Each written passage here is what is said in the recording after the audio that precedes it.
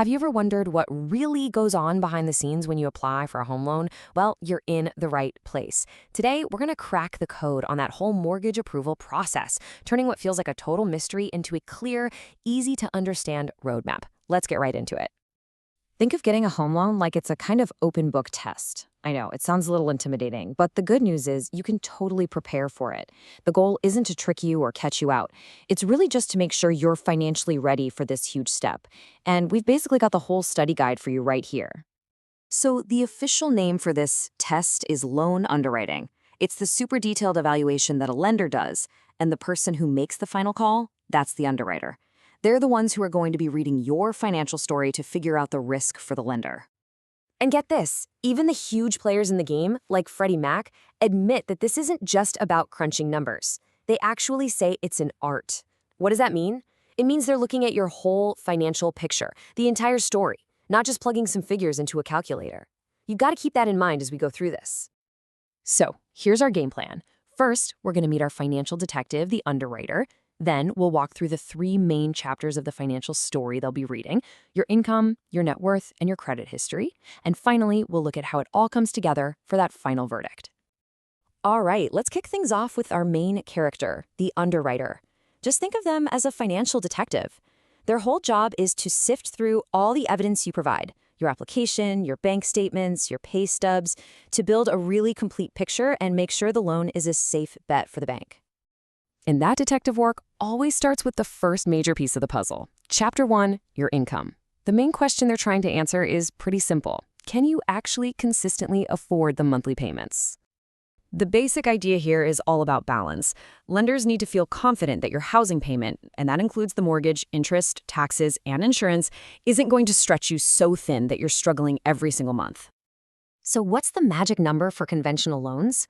28%. It's a general guideline, but they really don't want your total housing expense to be more than 28% of your stable monthly income. That's one of the very first things they're going to check. But what actually counts as stable income? Well, it's not just your salary. Underwriters are looking at the quality and the durability of all your earnings. This means they'll look at things like commissions, overtime, maybe even self-employment income, but they need to see that it's been consistent for a while. And believe me, they are very methodical about this. For example, if you have an hourly job, this is the exact formula they use to figure out your monthly income for their calculations. It's a simple, standardized way to do it. And this goes right back to that idea of durability, right? A 2-year history in the same field shows that you're stable and your income is predictable. Now, changing jobs for a promotion in the same field, that's usually seen as a good thing. But, hopping around a lot without a clear reason can look like a red flag. Okay. On to the next chapter. It's not just about the money you have coming in each month. Underwriters also want to get a sense of your overall financial health, and that's where your net worth comes in. This is all about showing you have a solid foundation and a safety net for a rainy day. And this quote from Fannie Mae really nails it. Building up your net worth over time is a huge sign that you know how to handle your money. It sends a really powerful message that you're a responsible person to lend to. So what is it exactly? It's actually a pretty simple calculation. You just add up all your assets, that's all the stuff you own, and then subtract all your liabilities, that's everything you owe. And what's left over? That's your net worth. Now, when it comes to cash, here's a key number you need to remember. 2. After you've paid your down payment and all your closing costs, lenders typically want to see that you still have enough cash left over to cover at least 2 months of mortgage payments. That's your safety net. So what counts as an asset? Well, a lot of things. You've got the obvious stuff like cash, stocks, and any equity from a house you might be selling.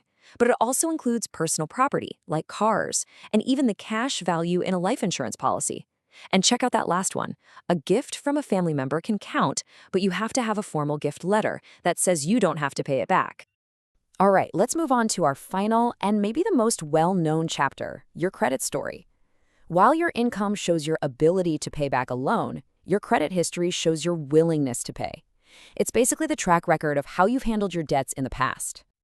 Think of your credit report as the official biography of your financial life. The underwriter is going to go through it with a fine-tooth comb, and your FICO score is kind of like the headline on the front page. A high score tells them, at a glance, that you have a history of being responsible with credit. So how do you write a good credit story? Honestly, It's all about the fundamentals. Pay your bills on time every single time. Keep your credit card balances as low as you can, and definitely try to avoid opening a bunch of new credit cards right before you apply for a mortgage. That can make lenders nervous. And this is so important to hear. Life happens. A past financial hiccup isn't always a deal breaker. If you hit a rough patch because of something specific, like an illness or losing your job, and your credit was good before and after, you can explain that. Remember what we said. It's an art, not a science. So, the underwriter has read all 3 chapters of your financial story: income, net worth, and credit. Now it's time to put all those pieces together and come up with the final verdict.